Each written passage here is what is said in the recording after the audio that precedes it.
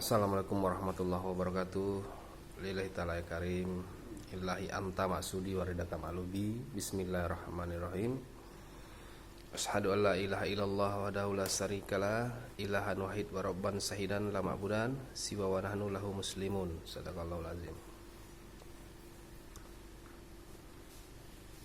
Oke teman-teman, kali ini kita mau membahas tentang kasus KM50 ya.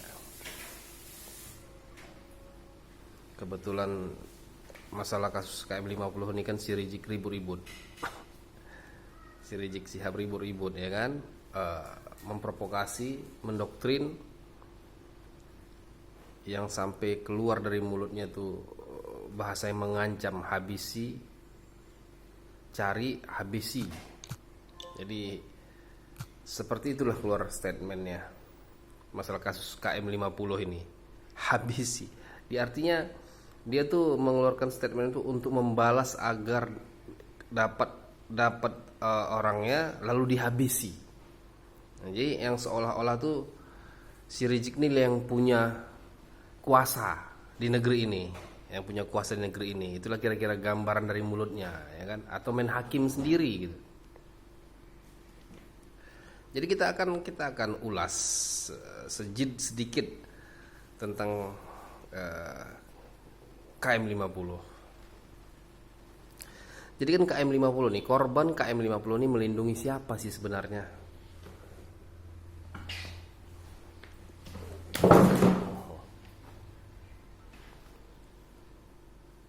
Jadi KM50 ini sebenarnya melindungi siapa? Melindungi ulama? Bukan. Korban KM50 ini bukan melindungi ulama. Bukan melindungi ulama. Korban KM50 ini mereka ini bukan melindungi ulama. Bukan ulama. Nggak mungkin ulama itu tukang caci maki. Nggak mungkin ulama itu menghina Nabi Muhammad.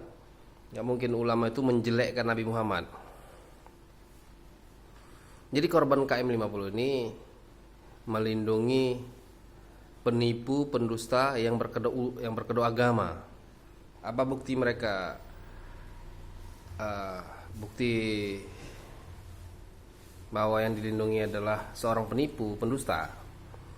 Dia mengaku cucu Nabi Muhammad, tapi buktinya nggak ada secara DNA. Nah, yang kedua, dia seorang penghina Nabi Muhammad. Di mana dia menghina Nabi Muhammad? Dia membawa nama Nabi Muhammad. Dia mengaku-ngaku anak cucu Nabi Muhammad, tapi dia mencaci maki, memponis orang dengan kata sesat, kafir. Udah gitu dia mengucap kata lonte di acara Maulid Nabi. Nah, itu yang dilindungi korban KM50. Itu yang dilindungi seorang penipu berkedok agama, seorang penghina Nabi Muhammad. Kan itu yang selalu dibuatnya. Dia membawa nama Nabi Muhammad, tapi kerjanya mencaci maki, memponis kafir, sesat, menghina presiden, mengucap kata lonte lagi di acara Maulid Nabi. Itu bukan ulama dan bukan keturunan Nabi Muhammad. Karena nggak mungkin seorang keturunan Nabi Muhammad menghina Nabi Muhammad sendiri. Nggak mungkin. Gak mungkin keturunan Nabi Muhammad itu kerjaannya mencaci maki. Itu gak mungkin. Jadi makanya di sini pihak kepolisian juga harus paham ya. Ketika si Rizik itu sudah mengancam-ngancam, ditindak. Ketika dia sudah memberikan ancaman, ditindak. Jadi seolah-olah tuh rakyat Indonesia atau pribumi atau anak cucu Nabi Adam nih akan diam, bisa dibodoh-bodohi. Tidak. Makanya supaya tidak terjadi yang namanya gejolak, ya pihak Polri yang menyikapi itu gitu. Sikapi orang-orang yang membuat rusuh, orang-orang yang memprovokasi itu harus ditindak gitu. Jangan dibiarkan gitu. Harus ditindak supaya tidak terjadi hal-hal yang tidak diinginkan. Jangan dibiarkan seorang penipu, kok dia penipu, dia penghina Nabi Muhammad. Seharusnya ini masuk kepada kategori penista agama dia ini gitu. Ini penista agama gitu.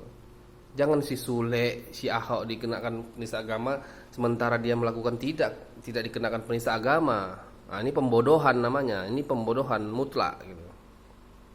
Makanya hal-hal seperti ini yang memprovokasi, yang memberontak di pemerintahan ini harus ditindak, harus disikapi. Nggak peduli siapa mereka, nggak peduli gitu. Harus ditindak, harus disikapi. Jangan kita bodoh membiarkan mereka itu.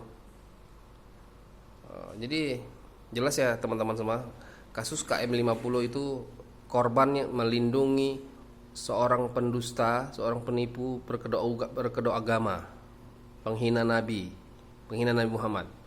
Oke, sekian, terima kasih, mohon maaf lahir batin. Billahi taufiq wal hidayah. Assalamualaikum warahmatullahi wabarakatuh.